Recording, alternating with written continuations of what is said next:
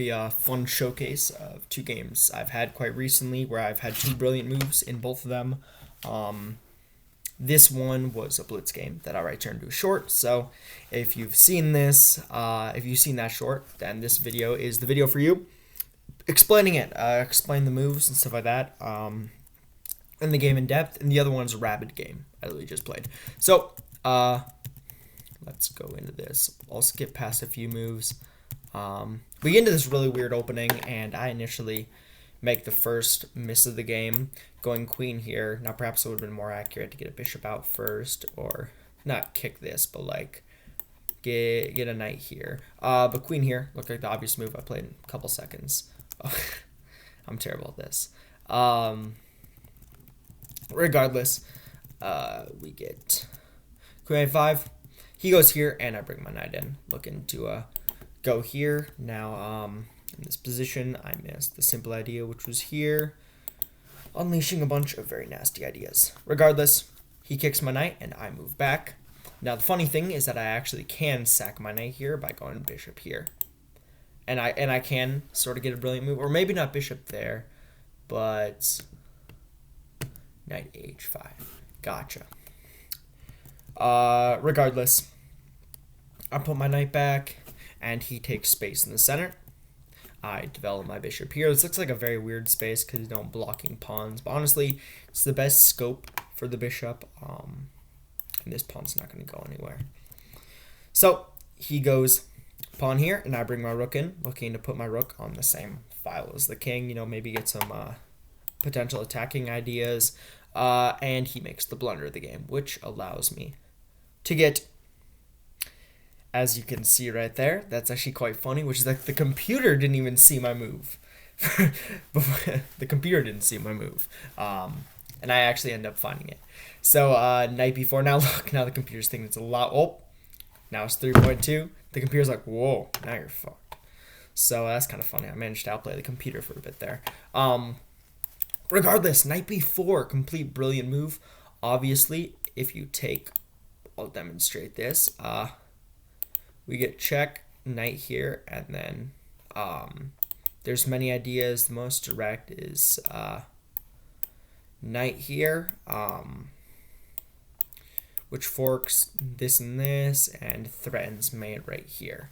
And I would win the game on the spot. Or as I had originally calculated, bishop here. If like the queen moves, I'm gonna win this. I'm gonna win everything, and it's just gonna be a very unpleasant game. So that's the idea of the knight sacrifice. I'm looking to open up his king and go here, and if he does nothing about it, I now have an open rook. Now, after some thought, he takes my pawn, and we get brilliant move number 2, where we sacrifice the rook. Boom. Rook takes c3. Now, why is this such a good move? Well, it should be quite obvious. If we get queen takes, knight a2 is a royal fork. If we get pawn takes, it's actually forced checkmate with here. King here, only move, check, checkmate. So he doesn't have very many options, so he takes here, I take back, he takes back, takes, I'm up queen, takes, and takes. After the exchange, I'm up 6 points of material. His king's in the open, his pieces aren't developed, he's screwed. We get knight here, rook check first, queen here, bishop here, and then I go pawn here, looking to open everything up. Knight here, takes, check, king moves, bishop takes, and I put my queen here, threatening an unstoppable checkmate. Ending game number 1, which was quite an interesting, very fun attacking game. Now this next one is a bit more interesting, because this is a game that you haven't seen. This is a rapid game against a far stronger opponent. So we get e4, and we get Nalyakin's defense, which is a very fun opening, so I'll just blitz through the theory. I go knight here, bishop here, pins this, best move here, and I find the only good move. Now, this is a line I said a while ago, it's the main line. Basically, this is too slow because after takes, he just has a really good position. He castles, and the bishop's quite stronger. So I'm going to kick it away. I mouse slipped. I'd like to say I mouse slipped here. What I meant to do was go bishop d2 or bishop d3. I don't know why I was on my queen. I was maybe like thinking drawing arrows, calculating, and I mouse slip to here. So we get takes, castles. Now I have an open g file for an attack, which I realized quite quickly. So let's see if I manage to capitalize. I go queen here simply because my queen's misplaced and I want a castle. He goes d5, looking to break open the center. Push, knight c4, takes, and castles long. Now his best move, pre-evidently, is to go here with the knight. He finds it after over a minute of thought, and I go queen here. Now I thought for a bit here because I wasn't sure exactly where my queen should go. This is obviously too passive. Queen here just like didn't feel great because he would go here, and what's my queen doing in the middle? Like, I'm not really making any threats. So I'm like, you know what? We're gonna go put my queen here, and we're gonna say, what's your knight actually doing there besides attacking my queen? Because now I'm attacking your knight and the pawn behind it. He guards the knight, and I kick the knight away. Now he makes the first inaccuracy of the game, which he thinks for a while on, and goes here. Now I think for a bit. And I was first thinking, okay, I can take this pawn 3 different ways, but which way is the best? Well, if queen takes, we something like rook over here, or pawn here, even knight check here, and it just gets really, really, really annoying. My queen's well placed here, and I need to keep this constant pressure. The computer says they're equal, but I wasn't quite sure. If I take this here, knight check, and it's not great.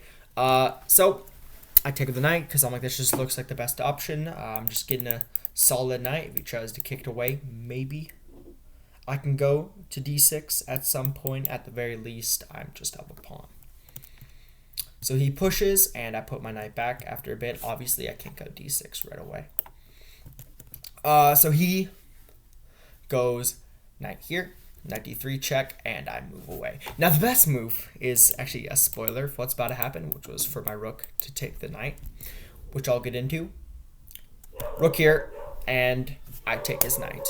Now this is classified as a brilliant move because I'm sacrificing the exchange. In reality, his knight was really strong, my rook's doing nothing, and now his pawns are super weak, and I'm going to pick them all up. I pick up some pawns, I put my queen over here to go and collect this pawn, being patient. Pawn moves, and I go here. Obviously, I shouldn't take this right away because then he would get this pawn. Patience. He attacks my queen. Queen moves. Rook here, and my queen takes. So what he does is he goes queen here, and I put my knight in the center, attacking his bishop. Bishop moves, and I start pushing my pawns. Knight here, and then I make a blunder. I blunder this. Knight takes here, and then he gets a whole idea. So bishop takes, queen takes, and now it's straight up mate. I blundered checkmate because after like queen b3, there's no real way for me to stop checkmate. He misses it, and my pawns are fast. Rook here, pawn here, rook here, and guess what? My pawns are arriving, and now this king goes here, and I'm like, wait a minute. I can attack the king now. Now I'm going for the king. And after rook g8, I sacrifice the other rook. Rook takes g7. What's the idea, you may ask? Well, after rook takes here first. If you were to take, I would simply promote when you're queen. Takes, rook takes, c7. My pawns are too fast. Who is stopping these pawns? Your rook is pinned. Your queen's off the back rank. I'm making queens. Queen here. Actually, a checkmate in one, but I kind of just wanted to make him lose his queen first. And we end up winning the game.